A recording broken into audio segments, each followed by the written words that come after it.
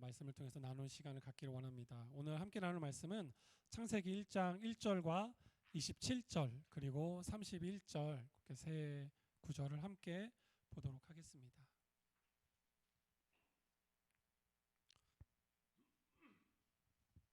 오늘 우리에게 주시는 하나님 아버지의 말씀은 창세기 1장 1절, 27절, 31절 말씀입니다. 네, 찾으셨으면 함께 한 목소리로 읽도록 하겠습니다. 읽겠습니다. 1절입니다. 태초에 하나님이 천지를 창조하시니라. 27절입니다. 하나님이 자기 형상 곧 하나님의 형상대로 사람을 창조하시되 남자와 여자를 창조하시고. 네, 31절입니다. 하나님이 지으신 그 모든 것을 보시니 보시기에 심히 좋았더라. 저녁이 되고 아침이 되니 이는 여섯째 날이니라. 아멘.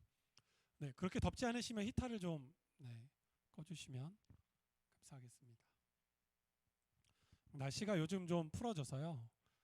낮에 이렇게 한번 따뜻하게 하면 그래도 좀 따뜻함이 유지되는 것 같습니다.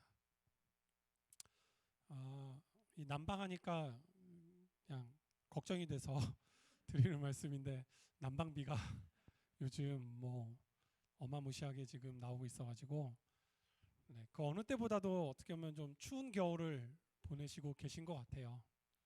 마음대로 따뜻하게 살지도 못하고 틀면 다 돈이고 참 힘든 시간, 그 어느 때보다도 힘든 시간을 보내는 것 같습니다. 그 시간들 안에서 하나님이 우리에게 위로와 또한 사랑으로 함께 하시기를 축복합니다. 저는 오늘 본문을 바탕으로 우연이 아닌 사랑의 계획이라는 제목으로 함께 말씀을 나누고 싶습니다. 성경은 창세기로 시작해서 계시록으로 끝납니다. 원래 성경은, 본래 쓰여졌던 성경은 우리가 보는 것처럼 뭐 1장과 1절이 구분이 되어 있지는 않습니다. 그냥 쭉 글씨로 쭉 돼 있어요. 이제 그렇게 읽으면 우리가 이게 어느 부분인지 또 어떤 내용인지 정확하게 알기 힘드니까 우리가 이제 임의로 장과 절을 만들어서 구분을 해놨습니다. 그러한 성경의 가장 처음에 있는 문장이 바로 우리가 오늘 읽은 첫 번째 문장, 태초에 하나님이 천지를 창조하시니라입니다. 옛날에 교회에서는 이 창조에 대한 이야기들을 뭐라 그럴까요? 성경에 있는 모습 그대로 이렇게 이해를 시켰던 것 같아요. 저도 어렸을 때 배웠던 성경의 창조는 7일 만에 하나님이 이제 우리가 생각하는 것처럼 뭐 그런 거죠. 찰흙으로 이렇게 빚어서 꼭 이렇게 뭔가 우주와 사람을 만든 것처럼 인식을 했습니다. 근데 이제 과학이 발전하고 그 과학이 여러 가지 우주를 탐구하면서 우주의 시간, 어느 시점인지는 우리가 정확하게 예측할 수는 없지만 어느 시점에 어떠한 폭발이 일어나서 그 폭발을 통해서 우주가 점점 더 이제 팽창하고 확장하면서 뭐 지금도 여전히 확장하고 있지만, 그래서 지금의 어떠한 우주의 형태를 만들기까지 대략적으로 현재의 과학이 추산한 건 뭐 대략 아시는 분은 아시겠지만 140억 년 정도 됩니다. 그리고 지금 우리가 살아가고 있는 태양을 중심으로 하는 태양계도 이제 같이 그 시간들 안에 언젠가 생겨났겠죠. 여담을 말씀드리면 우리가 살아가는 태양계는 현재의 과학으로 예측하기로는 태양계의 수명, 남은 수명이 한 대략 130억 년 정도 된다고 합니다. 그러면 뭐 140억 년 후에는 이제 어떻게 될지 알 수 없지만 그 시간까지 우리가 과연 그 시간들을 우리가 경험할 수 있을까라는 의문이 들긴 합니다. 지금의 상황에서. 어쨌든 그 140억 년 가까이 된 우주의 역사의 시간들 가운데 그러면 이 지구와 우리가 살아가는 이 생태계는 그럼 어떻게 됐을까라는 거 질문할 때 정확한 답은 없습니다. 다 예측하고 현재 과학자들이 또 여러 학자들이 추측하기로는 그 시간들 안에 많은 또 변화와 또 진화의 시간들을 거쳐왔고 그 시간들 안에서 대략 인류가 처음 등장한 시기는 한 300만 년 전 인류라는 것이 등장했다라는 것이 한 300만 년 전이고, 이제 문명이 시작된 거는 대략 한 기원전 3000년 정도. 그러니까 사람이 모여서 무언가 공동체 문명을 만들고 문화를 만들어 갔다라는 어떤 그러한 측면에서의 본격적으로 우리가 사람이다, 인류다라고 이해할 수 있는 건 뭐 기원전 3000년 전으로 보면 될 것 같아요. 그렇다면 처음에 언제인지 알 수 없지만 이제 소위 이제 현재까지는 밝혀진 이론으로 빅뱅이 시작되고 인류의 어떤 문명이 시작되는 그 시점까지는 대략 한 139억 7천년. 네. 시작과 지금 우리가 살아가는 시점과의 이 간극이 뭐 상상할 수 없을 만큼 긴 시간들을 거쳐왔습니다. 우리가 창세기 1장의 내용이 사실은 한 장 그리고 얼마 안 되는 분량이지만 창조하시니라부터 오늘 우리가 읽었 6제 여섯째 날 하나님이 자기 형상대로 사람을 창조하셨던 이 시점, 그리고 우리는 그 사람이 문명을 만들고 문화를 만들었던 어떤 시기라고 봤던 그 시기안까지의 걸린 시간은 139억 7천년이라는 시간이라고 우리가 뭐 생각해 볼 수 있을 것 같습니다. 엄청난 시간이죠. 과연 이 시간에 어떤 의미가 있는지 한번 같이 고민해보고 생각해보는 시간을 갖길 원합니다. 하나님께서 창조하신 창조는 창세기 1장에 있는 것을 우리가 있는 그대로 그냥 날의 수로 보는 것은 그렇게 합리적이진 않습니다. 많은 신학자들 또 과학자들의 연구를 통해서, 그리고 또 교회가 세워지고 또 교회가 성경을 계속해서 연구하는 시간들을 통해서 7일 안에 만들어졌다는 개념보다는 창세기 1장에 있는 창조 이야기들은 하나님이 이 모든 것들을 만드셨다라는 게 가장 중요한 핵심입니다. 제가 대학교에서 화학을 전공하고 대학원에서 생화학을 전공할 때 이제 생물학 교수님하고 이렇게 이런 얘기를 하면은 항상 이제 그 이해할 수 없는 모멘트들이 있어요. 그러면은 뭐 물이 있고 그러면은 물에서 유기물이 합성이 되는 어떤 그 모든 과정들, 유기물에서 뭐 이제 여러 복잡한 컴플렉스를 가진 단백질과 뭐 그렇게 계속 이제 진화 분화해 나가는 이 과정들을 설명을 할 때 한 가지예요. 네, 뭐냐면 우연성입니다. 네, 우연성. 왜냐하면 생물학은 과학이기 때문에 어떤 신학의 신적인 요소를 과학에 집어넣을 수는 없잖아요. 왜냐하면 그거는 증명되기도 힘들고 또 수치적으로도 증명될 수가 없기 때문에. 그러니까 학자들이 이제 추측할 수 있는 건, 왜냐하면 그 당시 140억 년 이전의 어떤 기록들이 지구상에 남아있지는 않으니까. 그래서 결국엔 우연성을 통해서 이제 계속해서 변화되고 진화되는 과정이라고 이야기합니다. 근데 우연성이라고 생각을 한다면 결국은 우리의 존재는 과학의 입장으로 봐서는 어떤 누군가의 의도와 계획이 아닌 우연의 산물이라고 밖에는 이해할 수는 없겠죠. 네. 그것을 따라가면은 우리가 존재하고 우리가 살아가는 것은 우연의 산물이라고 밖에는 이야기할 수 없습니다. 우리가 사춘기를 겪고 그 안에서 나라는 존재에 대한 그 궁금증, 나는 왜 있을까, 왜 존재할까, 나는 왜 살아갈까에 대한 질문을 던질 때 가장 받아들이기 힘든 게 그런 거 아닐까요? 우연히. 누가 부모가 자녀가 부모에게 나를 왜 낳았어요? 라고 물어봤을 때 제일 상처받는 건 너 우연하게 태어났어 라고 하면은 얼마나 힘들겠어요. 널 사랑하고 너가 태어난 건 정말 엄마 아빠가 너무 사랑했고 너를 보기를 원했고 만나길 원했다라는 이야기가 아니라, 그래? 넌 그냥 우연으로 태어났어 라고 이야기한다면 내가 과연 이런 부모와 같이 살아야 할까라는 생각이 들지 않겠습니까? 우리의 삶을 어떤 우연의 연속에 둔다고 하면 정말 의미 없고 재미없는 시간들일 것 같아요. 그런데 생각보다 우리의 존재, 우리가 살아가는 삶의 의미를 이 세상의 흐름 가운데서 찾기가 매우 힘듭니다. 너무 바쁘고 너무 힘들고 너무 치열한 시간들에서 살다 보니까 내가 어떠한 존재이고 내가 어떠한 사람인지를 생각할 시간이 없어요. 아침에 뭐 6시, 뭐 7시 일어나면은 출근하기 바쁘시잖아요, 다들. 네. 뭐 어디 어머님들은 또 자녀들 또 챙겨서 내보내기 바쁘고 제가 볼 때는 제가 작년 1년 동안 집에서 이렇게 있어 보니까요. 집안일만큼 힘든 게 없더라고요. 네. 바빠요. 아침하고 나면 점심이고 하고 나면은 또 바로 청소하고 나면 애들 들어오죠. 애들 들어오면 또 밥해야 되고 애들 밥 먹이고 나면 설거지하고 정리하고 나면 애들 또 잘 시간 되면 재우고 씻기고 그 다음에 정리하고 나면 벌써 9시, 10시, 막 11시 되면은 네, 정말 힘듭니다. 직장에서 일하시는 분들은 아니냐 똑같이 힘들죠. 네, 치열합니다. 치열한 시간들 가운데 살아가요. 기술이 발달하고 컴퓨터가 발달하면 컴퓨터가 많은 일들을 대신하잖아요. 사람을 대신하면 사람은 좀 편안할 줄 알았더니 아니에요. 오히려 더 바빠졌어요. 빠르게 일 처리가 되니까 그 다음 일들이 원래는 하루 뒤에 와야 될 일들이 그냥 바로 오는 거죠. 그냥 착착착착 와버리니까 그걸 또 해내는 시간들이 너무나도 바쁩니다.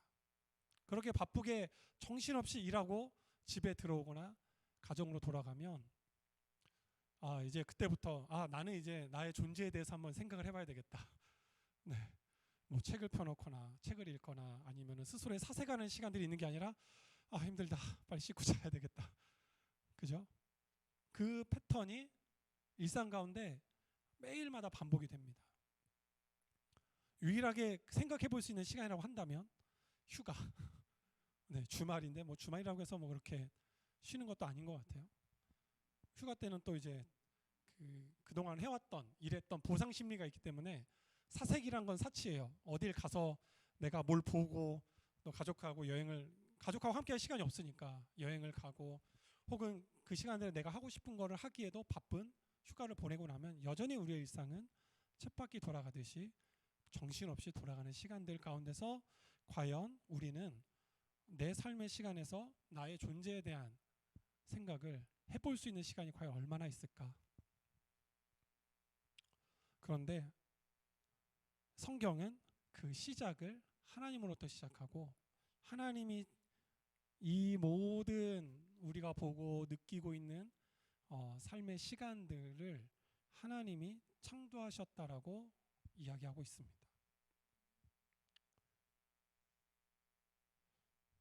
우연의 산물이 아니라 누군가의 계획과 누군가의 의지가 담겨 있는 시간들이라고 성경은 이야기하고 있습니다.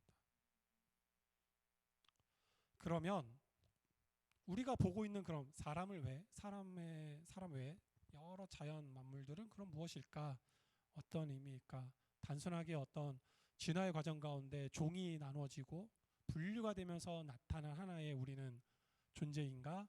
아니면 뭔가 좀 다를까에 대한 질문을 던진다면 성경은 같지 않다라고 이야기하고 있습니다.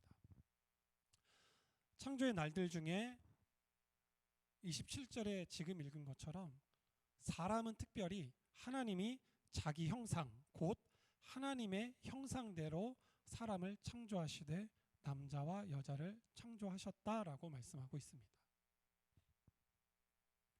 하나님의 창조를 조금 분리해 보자면 사람과 사람이 아닌 것들로 저는 분류를 해볼 수 있을 것 같습니다.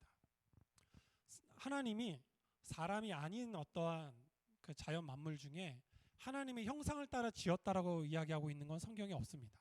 오직 사람만이 하나님의 형상을 닮아서 창조됐다라고 이야기하고 있습니다. 여기서 형상이라는 건 단순히 외적인 모습들을 이야기하는 게 아니라 그 성품, 본질을 이야기합니다. 그러니까 우리는 그냥 자연의 어떤 동물들 중에 두 발로 서고 손을 가지고 있고 포유류이고 하는 어떠한 하나의 종의 분류로서의 사람이 아니라 누군가를 담아서 만들어진, 지어진 존재라고 성경은 말씀하고 있습니다. 그리고 이러한 하나님께서 창조하신 자연과 사람은 하나님이 공통적으로 말씀하시는 게 바로 보시기에 좋았더라입니다. 31절에 보면 이게 한 절만 아니라 계속 반복이 되는데요. 하나님이 지으신 그 모든 것을 보시니 보시기에 심히 좋았더라. 이 좋았더라는 단어 안에는 단순하게 좋다라는 감정뿐 아니라 아름답다 라는 표현, 여러 가지 상당히 뭐라 그럴까요? 뭐가 충만한 기쁨 안에서 나오는 표현들이 이 단어 안에 담겨져 있습니다. 140억 년 전에 우주가 어떠한 이유에서 모르지만 생겨나기 시작했고, 그 수많은 시간들을 거쳐서 지금 우리가 보고 있는 자연이 만들어지고 사람이 만들어졌다는 이것은 누군가에게 있어서 상당히 보기에 너무 아름다웠다라고 표현하고 있는 것입니다. 첫 번째 여러분이 드리고 싶은 얘기는 여러분들은 참 아름다운 분들입니다. 네. 보세요. 옆에 있는 분이 아름답다고 이야기할 때 외적인 아름다움이 아닙니다. 네. 물론 외적인 아름다움 포함될 수 있지만 존재 자체가 그냥 아름다움입니다. 네.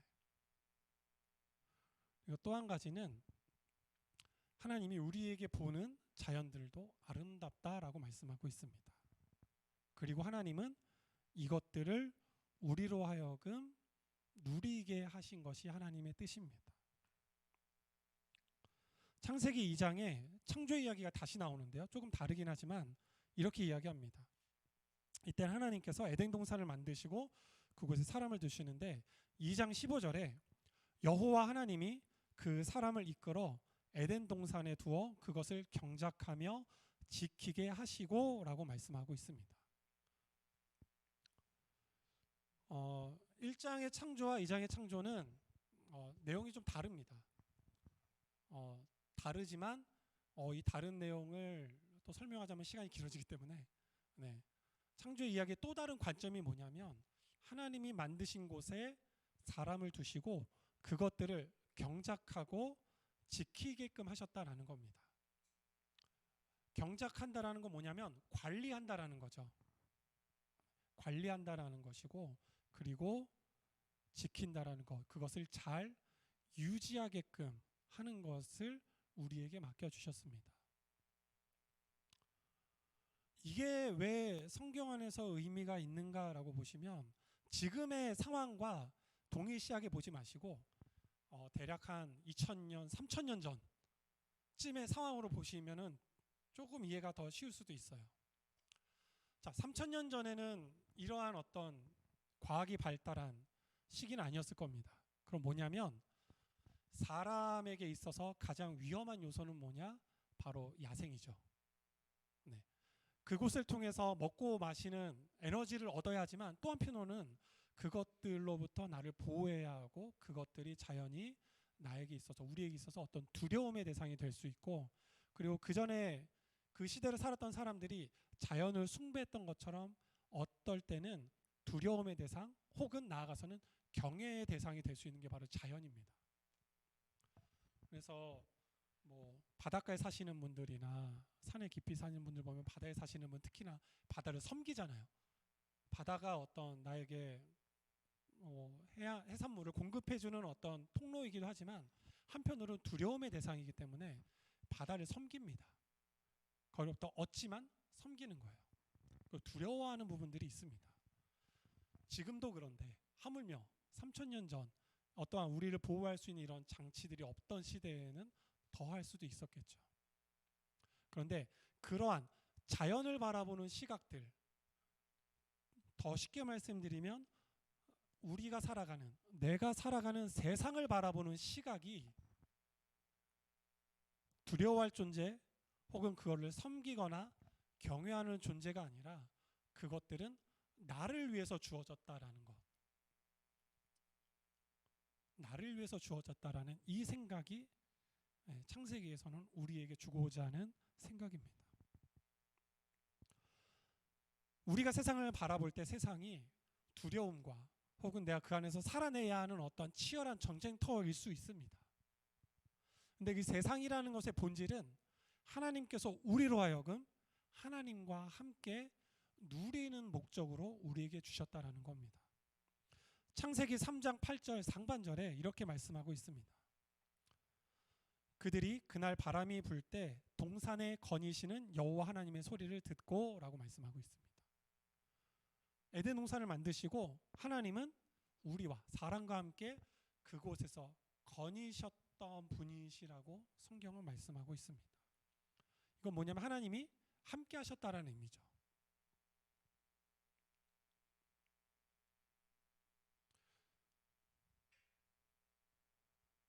이것을 기억하고 다시 처음으로 가보자면, 그럼 하나님과 우리와의 관계, 하나님이 우리를 생각하는 마음은 어떠할까라는 것들을 생각해 보았으면 좋겠습니다. 장거리 연애 해보신 분 계신가요? 혹시? 계시는군요. 네. 장거리 연애가 가장 힘든 건 뭐냐면 기다려야 되는 거예요. 네. 주말에만 만날 수 있는 화요일까지라면 주중에는 보고 싶어도 볼 수가 없잖아요. 기다려야 되는 겁니다. 우리 옛말에 이런 말이 있죠. 몸에서 멀어지면 마음에서도 멀어진다. 그래서 장거리 연애 하시는 분들이 대부분 쉽지 않아요. 그 연애가 힘들고 지치고 어려울 때 내 마음을 옆에서 위로해주고 힘이 되어줘야 되는데, 이게 할 수 있는 거는 전화밖에 없잖아요. 뭐 주에 한 번 만난다든지. 그러니까 그 시간들 안에 때로는 힘들면서 과연 이 사람이 날 사랑할까? 어떤 사랑에 대한 의심이 들기도 하고, 그러면서 결국에는 많은 사람들이 장거리 연애에 힘들어하고 헤어진 경우들이 많이 있습니다. 하나님이 우주를 창조하시고 하나님의 시간 안에서는 지루함이라는 건 없으시겠지만, 우리 입장에서 봤을 때는 만들어 놓으시고 우리를 기다리시기까지 139억 7천년의 시간 동안 기다린 분이 계시다라는 거죠.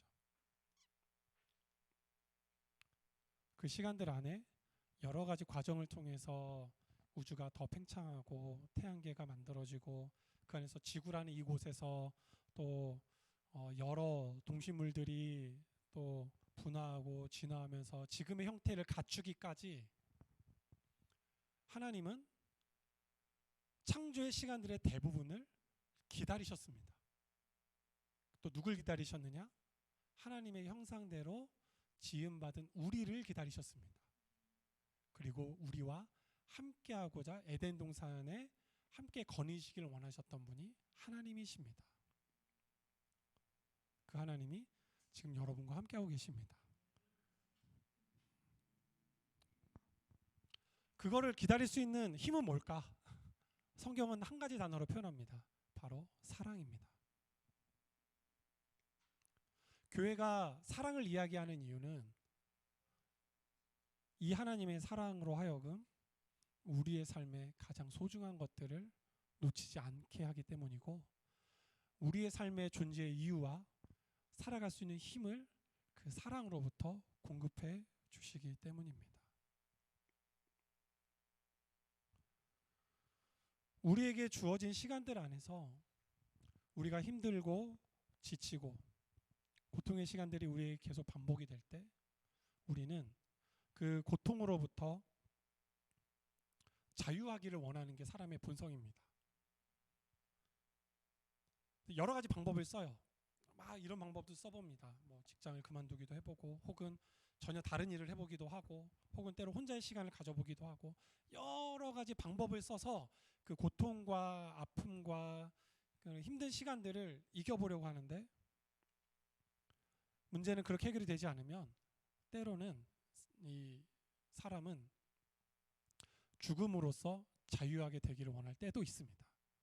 죽음을 선택하는 이유가 죽음이 뭐가 좋아서가 아니라 이 사람이 내가 자유하려면 이 방법밖에 없겠다라는 결정인 거죠. 이제 뇌과학자는 그걸 이제 뇌가 판단한다라는 거예요. 여러 가지 방법을 썼는데 해결이 안 돼. 그럼 이 뇌는 마지막 방법을 찾는 거예요. 내가 죽으면 이것들로부터 자유하겠다라는 판단을 한다고 합니다. 그러면 사람은 스스로의 생을 마감하는 결정을 하게 된다고 합니다. 그 시간들 안에서 누군가가 여러분에게 혹은 누군가가 내가 널 사랑해, 너의 힘듦을 내가 알아라고 이야기한다면 그 사람은 힘을 얻을 수 있지 않을까요? 서울의 한강 다리들 가면은 적혀있는 문구들이 꼭 있잖아요. 거기서 뭔가 생을 마감하려고 하는 사람들에게 있어서 그 하나의 문장, 당신은 사랑받는 사람입니다. 뭐 혹은 당신의 삶은 뭐 여러 가지 문구들을 써놓는 이유는 그 사람이 이 마지막 단어 하나에라도 위로를 받기를 원해서 혼자가 아님을 알려주고 싶어서 써놓는 거겠죠. 여러분의 삶이 치열한 시간들을 겪어 나아갈 때 내가 누구인지, 내가 어떠한 존재인지를 우리는 잊을 때가 많습니다. 어디를 보더라도, 세상 어디를 보더라도 그것들이 나에게 만족이라든지 내 마음에 평안을 주지 않는 어떤 시간들이 여러분 앞에 있을 때 오늘의 말씀을 기억하시고 나는 우연의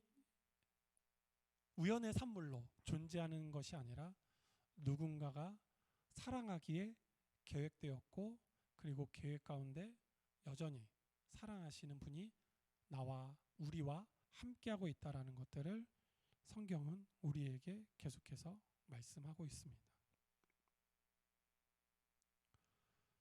하나님의 사랑 안에서 살아가는 것이 우리의 삶의 행복이고 아름다움인데 세상의 흐름은 그 아름다움을 보지 못하게 하고 잊게 하고 내가 너무나도 비참하고 때로는 힘들고 의미 없고 가치 없는 존재인 것처럼 우리를 비출 때가 많습니다.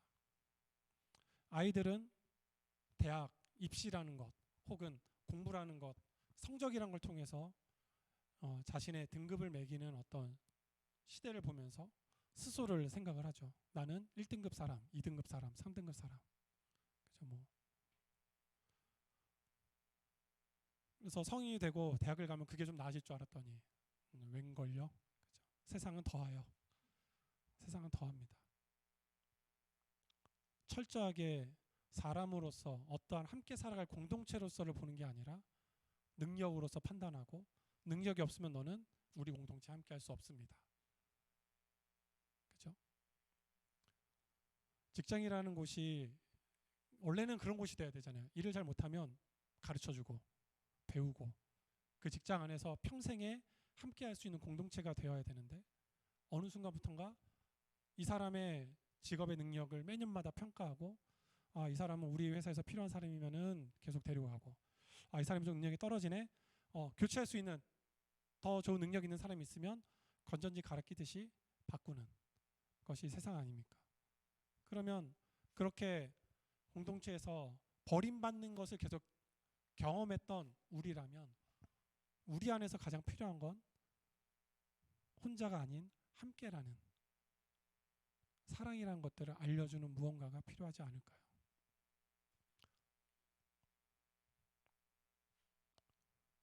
오늘 우리가 읽었던 창세기 1장은 그 이야기를 우리에게 주고 있습니다.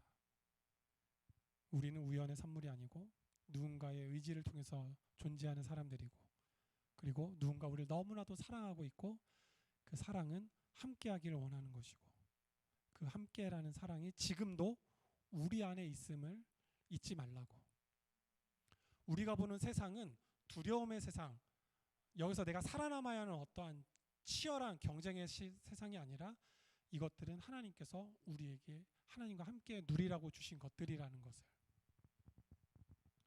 세상은 그렇게 이야기하지 않아도 교회는 그렇게 이야기를 해야 되겠죠. 어딘가는 숨을 쉴 공간이 필요하니까요. 저는 우리 주의교회 가족들이 또 우리가 함께하는 이 공동체가 어떤 교회라는 건물 안에 있는 것이 아니라 함께 숨을 쉬고 함께 삶을 이야기하고 함께 무언가를 나누는 이 공동체가 서로에게 사랑을 나누고 숨을 쉴 수 있는 공간을 그러한 시간을 제공하고 우리가 사랑받고 있음을 계속해서 잊지 않도록 일깨워주고 그래서 이 세상을 바라보는 우리의 시각이 치열하게 살아가면서 경쟁하고 싸워 이겨야 하는 것이 아니라 함께 누리고 함께 살아가야 할 세상이라는 것들을 잊지 않고 계속해서 그 방향을 향해서 나아갈 수 있는 그러한 우리가 되기를 주님의 이름으로 축복합니다. 말씀을 정리하겠습니다. 오늘은 첫째 주이면서 우리가 한 달에 한 번씩 하는 성찬의 시간입니다. 오늘 말씀을 통해서 읽지 않았지만 이 하나님의 사랑이 예수님을 통해서 완전하게 완성이 되었습니다. 이 세상에 수많은 짐을 지고 가는 우리에게 예수님이 오셔서 그 짐을 대신 짊어져 주시고 우리에게 완전한 자유함을 주셨습니다. 그 완전한 자유는 세상이 줄 수 없는 자유고 영원한 자유입니다. 그 예수 그리스도를 믿는 믿음 안에서 우리는 어떠한 대가를 치르는 것이 아니라 그저 사랑으로 받는 것이 바로 이 영원한 생명, 교회에서 이야기하는 구원, 그리고 하나님의 나라입니다. 그것은 어떠한 조건이 있고 어떠한 하나님을 만족해 하는 아름다움을 가져야만 하는 것이 아니라 그저 아름다운 여러분들이 그 하나님의 사랑을 믿고 예수님을 바라보는 것, 그 하나로 충분합니다. 그래서 그러한 사랑이 우리 안에서 온전하게 회복되는 복된 하루하루가 되기를 축복하고, 삶의 자리, 특히 여러분이 가장 치열하게 싸우고 힘쓰는 직장, 가정, 학교, 그 어느 곳이 되었든 그곳에서 내가 하나님의 사랑을 받고 있고 나는 아름다운 존재이고 나와 함께 살아가는 사람들 또한 아름다운 존재임을 함께 그 사랑을 흘려보낼 수 있는 우리가 되기를 원하고 그 사랑을 누리는 우리가 되기를 주님의 이름으로 축복합니다. 기도하겠습니다.